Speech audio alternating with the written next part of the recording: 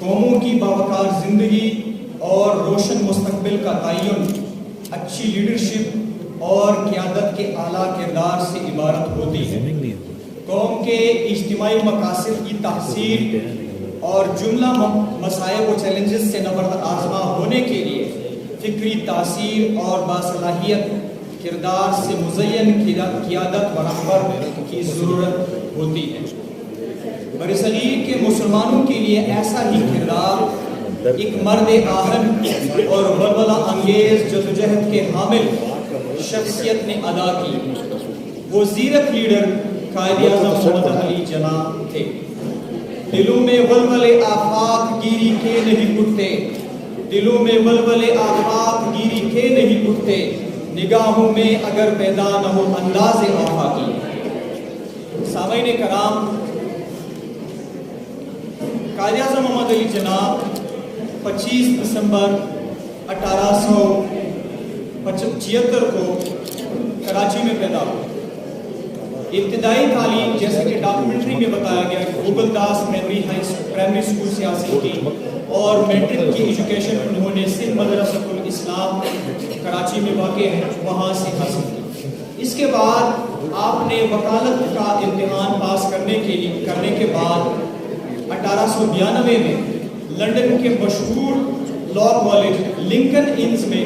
آپ نے ایڈمیشن لی اور 1892 سے لے کر 1896 تک آپ نے وہاں سے وکالت کی اعلیٰ ڈگری حاصل کی اور بیرسٹر بنے۔ اس کے بعد قائد اعظم محمد علی جناح نے 1906 میں اپنی سیاسی زندگی کا آغاز کیا اور سیاسی زندگی کا آغاز آپ نے کانگریس سے کیا، کیونکہ نعرہ یہی تھا کہ متحدہ ہندوستان کے اندر مسلمانوں اور ہندوؤں کے حقوق کا تحفظ کیا جائے گا اور انگریز حکومت کے ساتھ رواداری کے ساتھ چلا جائے گا۔ آپ نے سیاسی زندگی کے ساتھ ساتھ ممبئی میں وکالت کی پریکٹس بھی شروع کی۔ 1913 میں آپ مسلم لیگ میں بھی شامل ہوئے اور 1915 میں آپ مسلم لیگ کے صدر منتخب ہوئے۔ آپ ہی کی کاوشوں سے مسلم لیگ اور کانگریس کو ایک پلیٹ فارم پہ مساق لکھنؤ کی صورت میں اکٹھا ہونے کا موقع ملا، لیکن جلد ہی آپ کو کانگریس کی معتصبانہ لیڈرشپ کی جو ذہنیت تھی وہ آپ پر عیاں ہوئی اور آپ نے 1920 میں آخر کا جو آل انڈیا کانگریس تھی اس سے استعفیٰ دے کر ہمیشہ کے لیے اس کو خیروات کہتے ہوئے مسلم لیگ کے ایک فعال لیڈر کے طور پر اپنا کردار جاری رکھا۔ قائد اعظم محمد علی جناح نے 1931 میں مسلم لیگ کی طرف سے مسلمانوں کی نمائندگی گول میز کانفرنس منعقدہ لندن میں آپ نے نمائندگی کی۔ وہاں آپ نے مسلمانوں کی نمائندگی ایک مخصوص انداز سے کی اور جو سیپریٹ الیکٹوریٹ کا ایک ویژن ہے اس پر آپ نے روشنی ڈالی کہ یہ مسلمانوں کے لیے ڈو اور ڈائی کی سچویشن کی مانند ہے۔ پھر اس کے بعد قائد اعظم علی جناح نے مسلمانوں کو آرگنائز کرنا شروع کر دیا اور 1937 کے جو عام انتخابات جو قانون آزادی ہند ایکٹ آف انڈیا کے تحت ہوئے، جس میں کانگریس کو خاطر خواہ نشستیں ملی لیکن مسلم لیگ کو شکست ہوئی، آپ نے مسلمانوں کی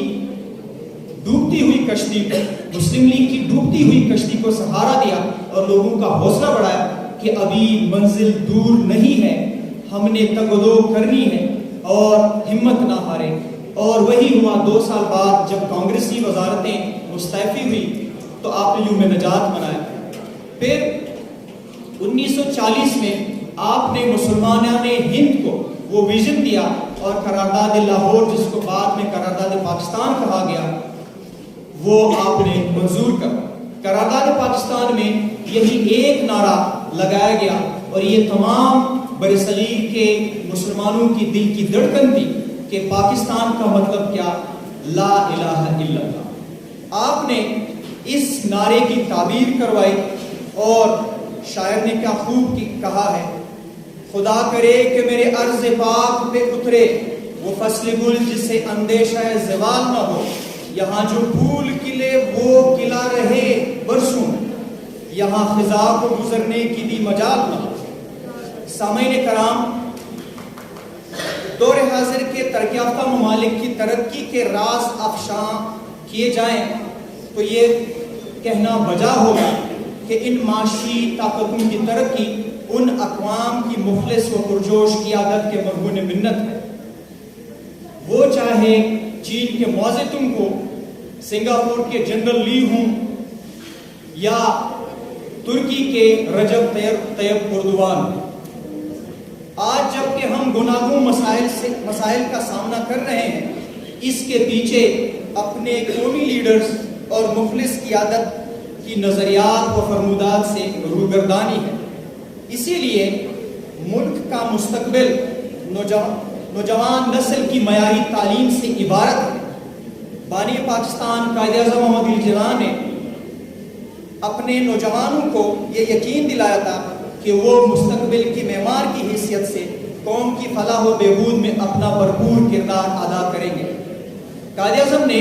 1937 میں کلکتہ میں مسلمان طلباء سے خطاب کرتے ہوئے فرمایا تھا، میرے نوجوانوں، آپ میں سے اکثر ترقی کے منازل طے کر کے اقبال اور جنا بنیں گے۔ مجھے پورا یقین ہے کہ قوم کا مستقبل آپ کے ہاتھوں میں مضبوط رہے گا۔ صدر مجلس قائد اعظم محمد علی جناح نے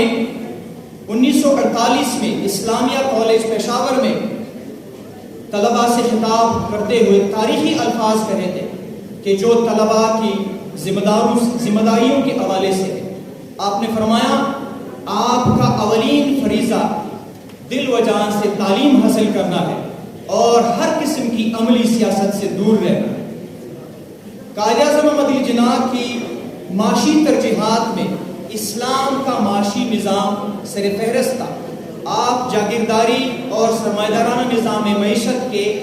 بھرپور خلاف تھے۔ آپ نے 1945 میں علی گڑھ میں مسلم لیگ کی کنونشن سے خطاب کرتے ہوئے فرمایا تھا، پاکستان میں عوام کی حکومت ہوگی اور ان جاگیرداروں اور سرمایہ داروں کو میں تنبیہ کرنا چاہتا ہوں کہ جو عوام کا استحصال کرنے میں لگے ہوئے ہیں یہ عوام کا ملک ہے۔ قائد اعظم نے 1942 میں آل انڈیا مسلم اسٹوڈنٹ فیڈریشن کے اجلاس میں پاکستان کے طرز حکومت کے بارے میں یہ فرمایا تھا کہ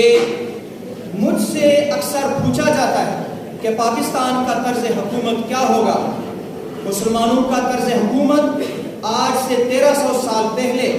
قرآن کریم نے وضاحت کے ساتھ بیان کر دیا ہے، اس لیے الحمدللہ قرآن مجید ہمارے لیے رہنمائی کے لیے موجود ہے۔ قائد اعظم نے ایک اور موقع پر 1948 میں اسلامیہ کالج پشاور میں ہی فرمایا تھا کہ ہم نے پاکستان کا مطالبہ محض ایک زمین کا ٹکڑا حاصل کرنے کے لیے نہیں کیا تھا، بلکہ ہم ایسی سرزمین چاہتے تھے کہ جہاں مسلمانوں نے ہند اسلامی اصولوں کے مطابق زندگی گزار سکے۔ صدر مجلس، ورتی پرنسپلز اور اساتذہ کرام، آپ کی اجازت سے میں نئی نسل کو قائد کے افکار کی تکمیل اور اس مملکت خداداد کو عظیم قوموں کی سب میں شامل ہونے کے لیے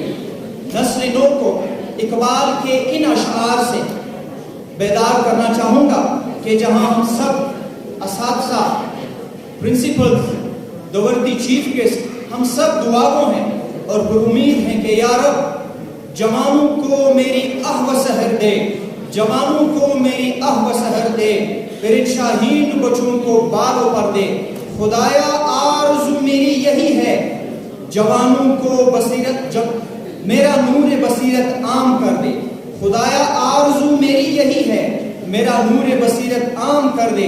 خرد کو غلامی سے آزاد کر، جوانوں کو پیروں کا استاد کر۔